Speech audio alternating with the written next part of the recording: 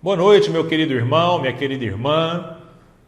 Que esse dia especial ele encontre você na paz, na segurança do Senhor. Se você estiver me assistindo em outro horário, bom dia também, boa tarde para você. Deus abençoe. Nós estamos fechando o mês da família.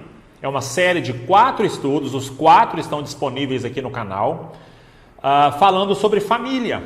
Família como presente de Deus, mas também como a família como um ente construído a partir das ações também do ser humano. Conversamos sobre Abraão e Isaac, conversamos sobre o perdão de Jefité. Estamos agora conversando sobre uma família que encontra milagres, que viveu milagres. Marcos capítulo 5, verso 21, diz assim: Tendo Jesus voltado de barco para outra margem, uma grande multidão reuniu ao seu redor, enquanto ele estava à beira-mar. Então chegou ali um dos dirigentes da sinagoga, chamado Jairo. Vendo Jesus, prostrou-se aos seus pés e lhe implorou insistentemente: Minha filhinha está morrendo. Vem, por favor, e impõe as mãos sobre ela, para que seja curada e viva. Jesus foi com ele. Depois, querido irmão, lá no verso 35 é a continuação da história. Enquanto Jesus estava ainda falando, chegaram algumas pessoas da casa de Jairo, o dirigente da sinagoga. Sua filha morreu, disseram eles. Não precisa mais incomodar o mestre. Não fazendo caso do que eles disseram, Jesus disse ao dirigente da sinagoga: Não tenha medo, tão somente creia. E não deixou ninguém segui-lo, senão Pedro, Tiago e João, irmão de Tiago. Quando chegaram à casa do dirigente da sinagoga, Jesus viu um alvoroço, com gente chorando e se lamentando em alta voz. Então entrou e lhes disse: Por que todo este alvoroço e lamento? A criança não está morta, mas dorme. Mas todos começaram a rir de Jesus. Ele, porém, ordenou que eles saíssem. Tomou consigo o pai e a mãe da criança e os discípulos que estavam com ele, e entrou onde se encontrava a criança. Tomou-a pela mão e lhe disse: Talita cumi, que significa: menina, eu lhe ordeno, levante-se. E imediatamente a menina, que tinha 12 anos de idade, levantou-se e começou a andar. Isso os deixou atônitos. Ele deu ordens expressas para que não dissessem nada a ninguém e mandou que dessem a ela alguma coisa para comer. Até aí, meu querido irmão, irmã, amigo, amiga, que está assistindo a esse estudo nesse momento. Embora, meu querido, não seja aqui o tema central do nosso sermão, do nosso estudo, existe um episódio aqui no meio dessa narrativa que ele não pode passar despercebido.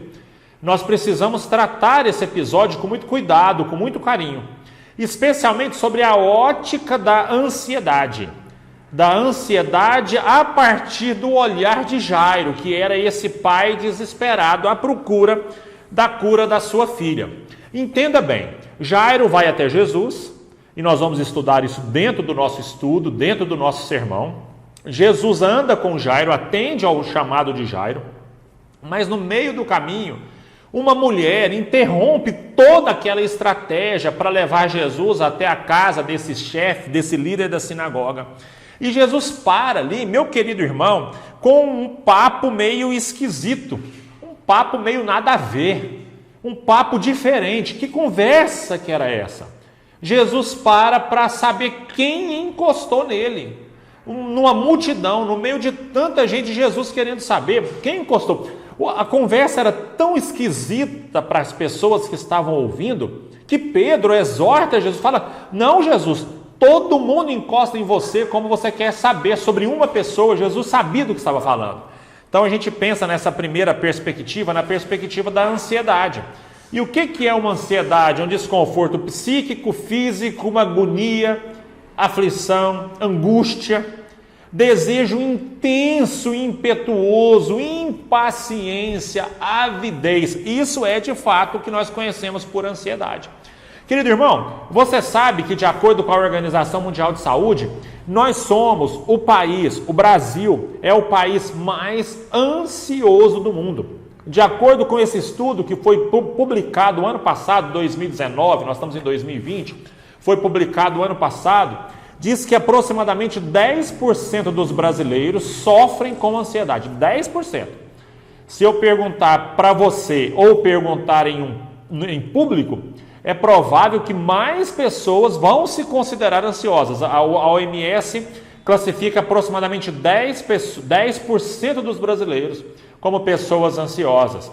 10%, irmão, daria em torno de 9,3, né, daria em torno de 18 a 19 milhões de pessoas ansiosas no Brasil.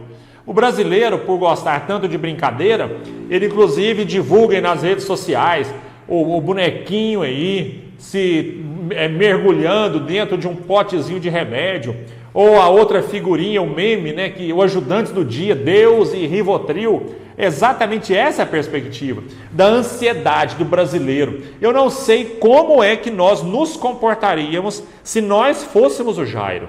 Lembrem-se, Jairo foi chamado, a sua filha está doente e com a saúde muito debilitada, e Jairo é parado no meio do caminho para atender uma outra mulher. Eu não sei qual seria a nossa reação, seria puxar Jesus, empurrar Jesus, entrar no meio.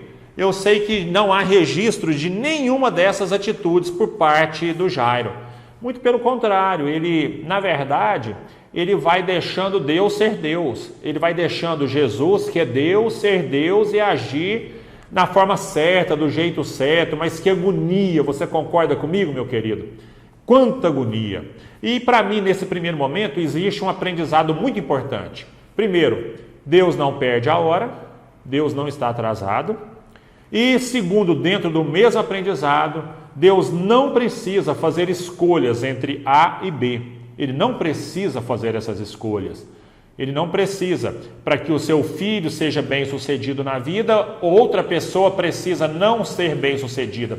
Deus não precisa fazer esse tipo de escolhas. Bom, terminamos essa peça, esse teatro dentro de outro teatro. Evidentemente, eu estou chamando de teatro, mas é uma cena real da vida.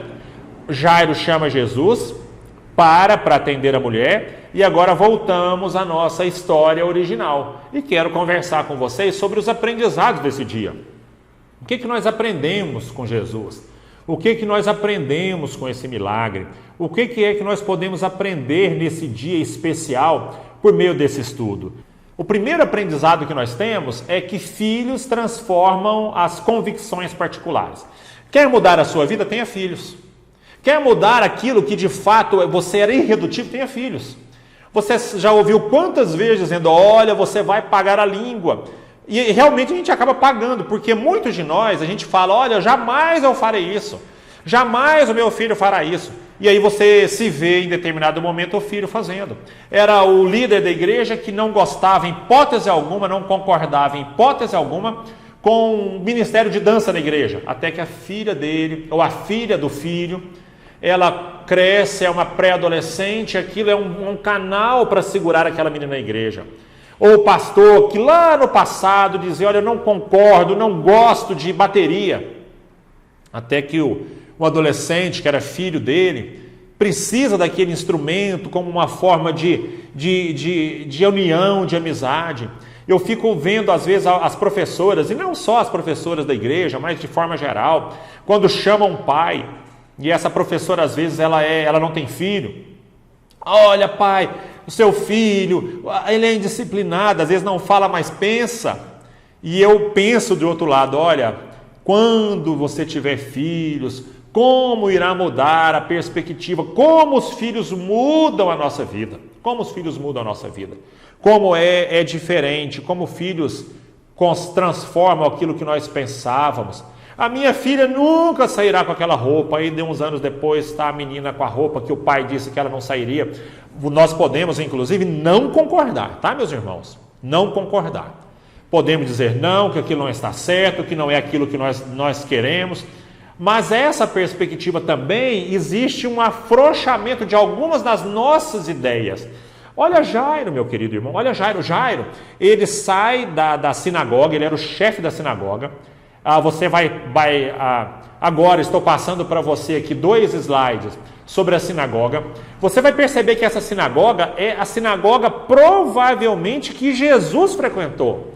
Tem a foto dela, uma foto com os pilares maiores. Essa é um pouquinho mais recente. Quando a gente fala de recente, a gente fala de séculos atrás. E essa outra foto que você está vendo, que tem um tijolinho mais preto embaixo, essa provavelmente, por meio de estudos arqueológicos, é o tijolo da sinagoga original em que Jesus andou, que Jesus frequentou. Olha que coisa mais maravilhosa. Jairo provavelmente era o líder dessa sinagoga. A sinagoga judaica não era apenas para você ir à igreja como se fosse uma igreja. Ela era uma espécie de reunião em que as pessoas se juntavam ali para tomar decisões para a vida social, para a vida comunitária. E Jairo era essa pessoa. Jairo tem que deixar o lugar mais alto, descer até a praia, ali no mar, no lago de Cafarnaum. Ele desce. Jairo, ele era um chefe importante da sinagoga, ele tem que esquecer-se disso, ele deixa essa questão de lado. E Jairo vai falar com um subversivo, irmãos. Pastor, está chamando Jesus subversivo? Hoje eu sei que não era. Mas o que você pensa sobre as pessoas que viviam naquela época? Como é que essas pessoas enxergaram Jesus? Nem todos, mas como boa parte das pessoas enxergou Jesus naquela época. Jairo, ele deixa um passado seguro, líder da sinagoga, gente importante, para um futuro incerto. Afinal de contas, ele vai atrás de um líder que havia chegado há pouco tempo, que as pessoas sabiam pouco sobre esse líder, e Jairo, ele muda totalmente as suas convicções particulares, ele muda muito daquilo que ele pensava, daquilo que ele acreditava. Os filhos fazem com que os pais se tornem mais humanos, e os avós mais humanos ainda. Pessoas que têm filhos, essas pessoas passam a enxergar a vida de uma outra forma. E eu só digo para você, meu irmão, a Bíblia tem que ser a régua que mede isso, até o ponto que nós podemos andar com um filho, com um adolescente, com um jovem, com um filho de forma geral. A Bíblia é a régua. Mas muitas das coisas que nós dizíamos, jamais farei, quando se tem filhos, a gente muda. Há uma transformação completa. Olha, tudo que o Jairo passou por causa da sua menina doente. Há vários nomes que essa menina recebe aqui no texto. Filhinha, menina. Poderia, inclusive, algumas serem traduzidas por meu anjinho, meu tesouro. São palavras razoáveis para a tradução aqui do grego. Era uma menina muito querida por ele. E ele, por algum momento, ele passa por uma transformação entre aquilo que ele pensava e era para aquilo que de fato ele se torna. E aí você que está me ouvindo, que é jovem, que é criança, o seu pai às vezes não é um cristão. Por você, ele irá para a igreja. Chame seu pai para ir para a igreja, faça culto doméstico em casa, se aproxime ou aproxime-se do seu pai por meio do evangelho, pelo filho. Muitos pais se aproximam do evangelho. O segundo aprendizado é que pais crentes, eles aprendem a incomodar Jesus. Incomodar. Não é essa visão de Deus para nós. Meu filho nunca me incomoda. A minha filha jamais me incomoda. Mas a visão dos outros é que às vezes os meninos estavam incomodando os pais, ou que o Jairo estava incomodando Jesus.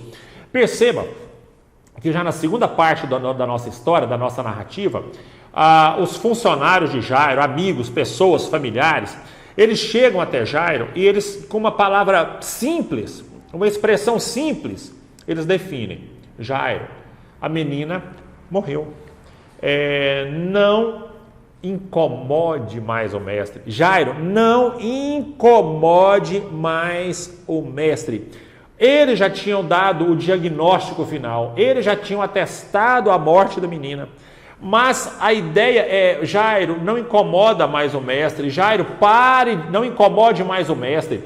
Pare de incomodar o mestre. Queridos irmãos, nós pais, de alguma forma, nós jamais, pais cristãos, jamais cessarão ou pararão de incomodar o mestre, o nosso pai. Jamais nós pararemos de orar por causa dos nossos filhos. O filho é uma preocupação constante. Por mais que seja um bom filho, ou um filho que não dê tanto trabalho, ele é nossa preocupação constante. Um amigo muito próximo, ele diz que filho é igual videogame. A próxima fase é sempre a mais difícil. Acho que é mais ou menos, você tem um bebezinho, você pensa, agora ele vai crescer, vai ficar mais fácil, as suas preocupações são outras.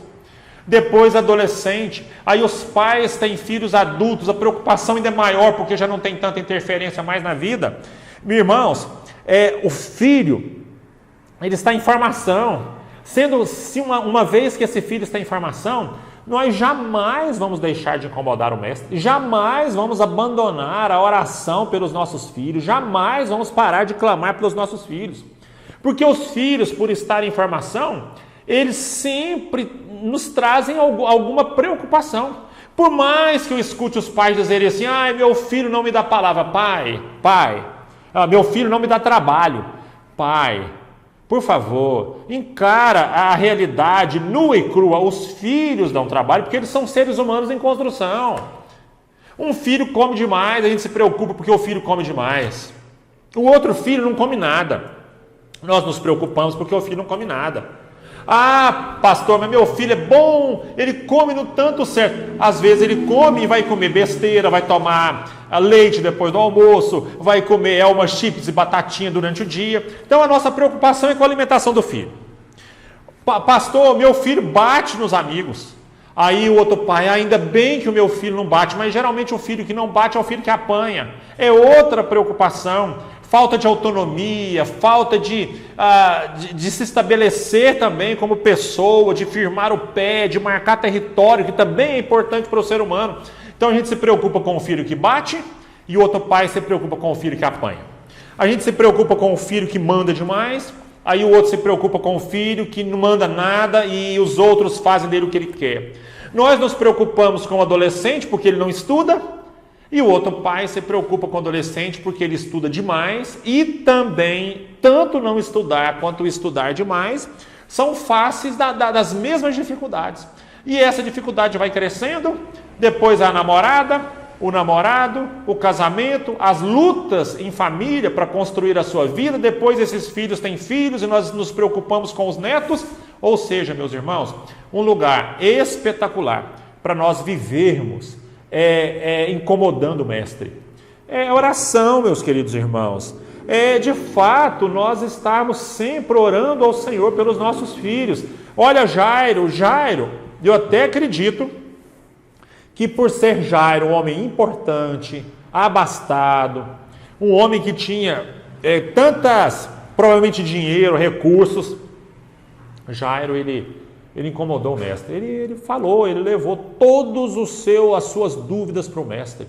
Queridos irmãos, eu tenho ouvido, e as teologias modernas, criadas por nós, elas às vezes nos chocam, porque eu já ouvi de algumas pessoas assim, olha, eu não peço nada para Deus, eu só agradeço, eu já tenho demais. Meu querido irmão, isso não tem respaldo bíblico para esse tipo de conversa.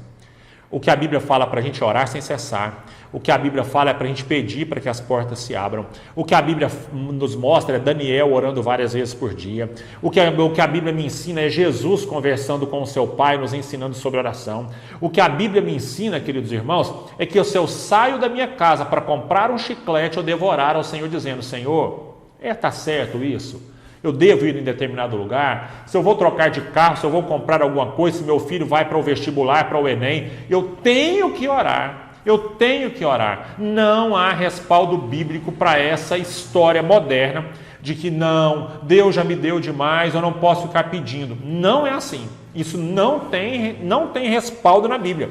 Nós temos que pedir diariamente, sim, orientação ao Senhor, pedir para Deus, pedir para que Deus avalie o que nós estamos fazendo, especialmente no que diz respeito aos nossos filhos, que sempre demandarão da nossa parte um cuidado importante.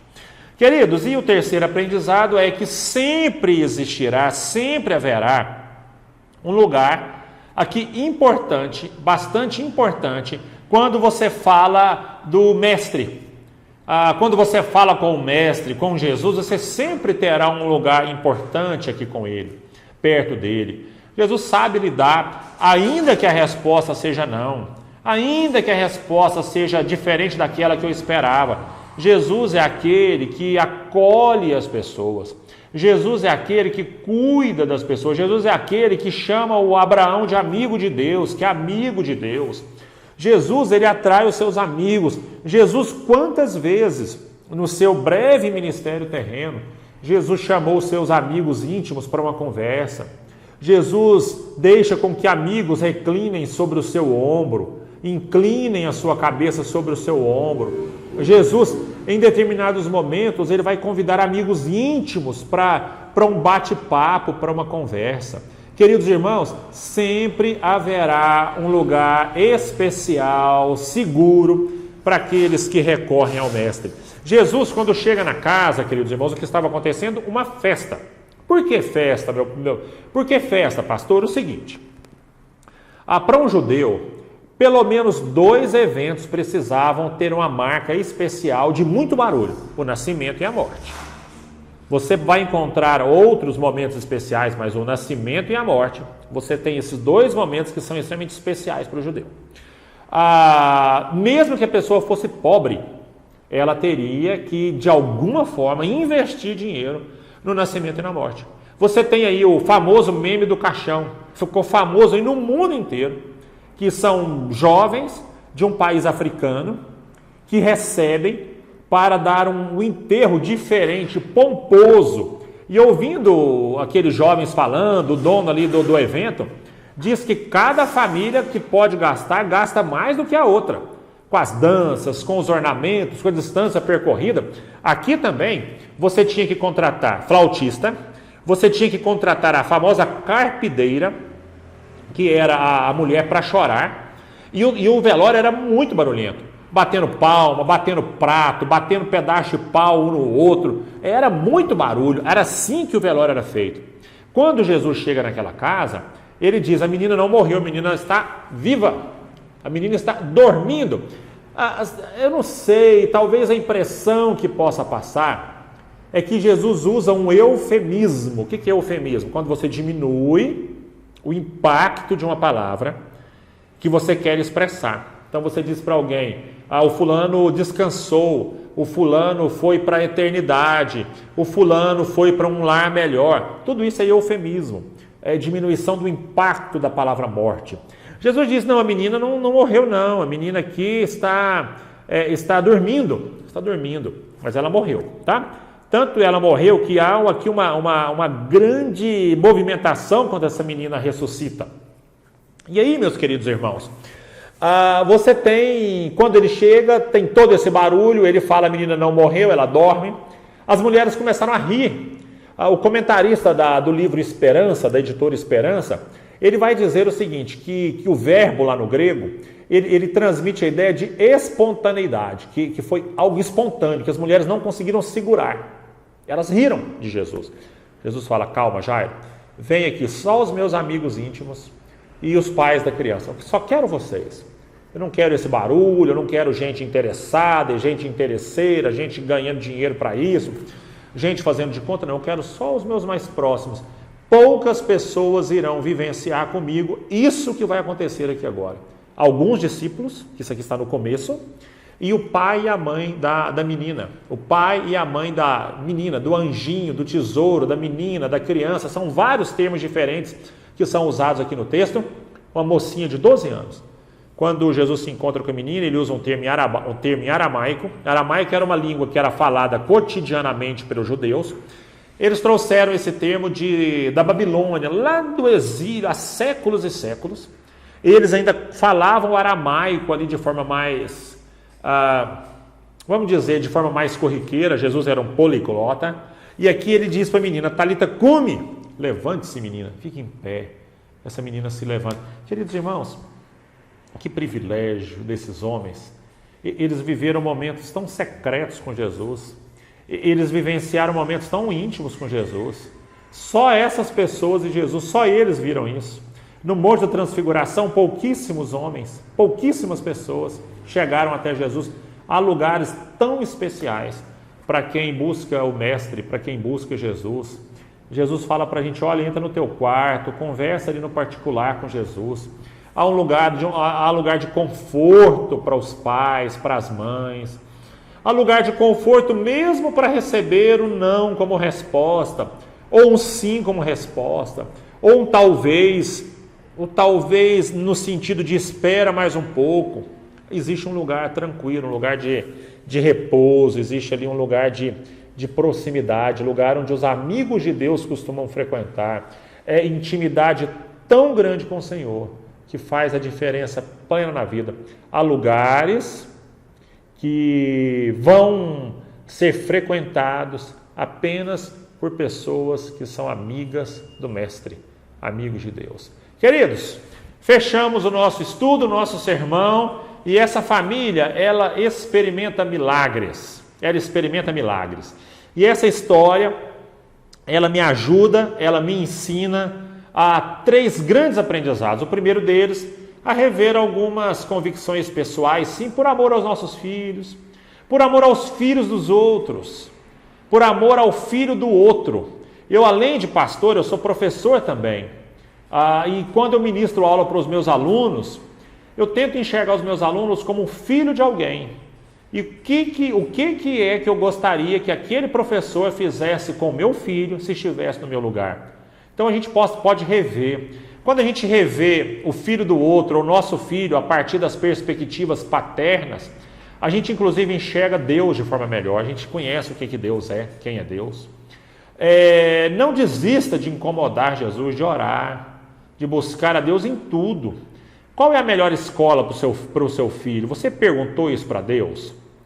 Você já perguntou para Deus? Você tem orado a Deus, ao Senhor, para o namorado da sua filha? E para o namorado da sua filha e para a namorada do seu filho? E em terceiro lugar, você tem buscado encontrar-se com Jesus num lugar secreto, num lugar seguro, para conversar com Ele sobre as suas principais demandas, abrir o seu coração para o Senhor, rasgar o seu coração para o Senhor, chorar na presença do Senhor, quem sabe ouvindo uma canção, ou lendo a palavra, chorando mesmo, de alegria, de tristeza, chorando, mostrando as suas angústias, as suas vitórias. Jesus sempre terá um lugar de conforto, de tranquilidade, de sossego, para se encontrar com você. Você não tenha dúvida disso. Querido irmão, que a bênção do Senhor esteja sobre sua família. E é isso que eu desejo para você nesse mês e em todos os outros meses da sua vida. Que Deus possa abençoar. Vamos orar? Deus amado, obrigado por essa noite, tarde, manhã. Oramos pelas nossas vidas, agradecidos ao Senhor pelo sustento, pelo conforto, pela amizade. Oramos ao Senhor, meu Pai, pelos milagres que diariamente acontecem nas nossas vidas. Oramos ao Senhor pela enfermidade, para que o Senhor possa exterminar essa enfermidade que anda assolando as pessoas no nosso meio. Que o Senhor Deus nos dê saúde, proteção.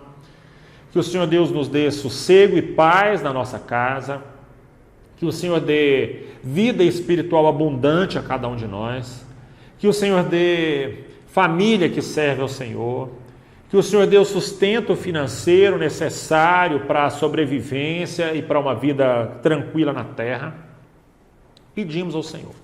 Atenda, meu Pai, o pedido de cada irmão que nesse instante está colocando os seus desejos na presença do Senhor. Deus amado, que o Senhor Deus possa ir ao encontro de cada um de nós na nossa oração.